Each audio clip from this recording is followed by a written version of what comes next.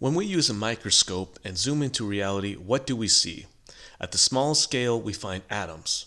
Sometimes atoms come together and form molecules. Sometimes molecules come together and form a cell.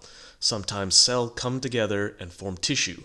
Sometimes tissue come together and form organs. Sometimes organs come together and form an organism, like a dog or a human. We see this process happening at small scales, but for some reason, we assume this process must stop at our level, the human level. Why? It's reasonable to think that the same process continues at larger scales, and it does.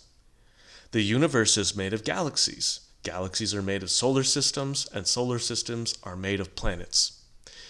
Now, if you continue this idea, outside the universe there must be more universes. These universes come together to form an even larger structure. Let's call this larger structure the multiverse. Well then, what's outside of that?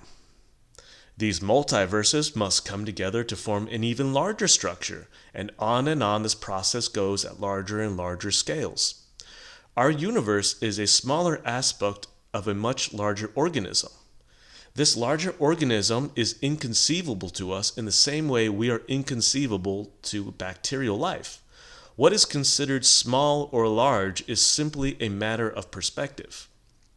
Our perception of reality is seen from a chain that is part of a much larger chain. We see the chain below us, but not the chain above us. We are like a leaf on a tree that doesn't understand it's part of a larger organism called the tree.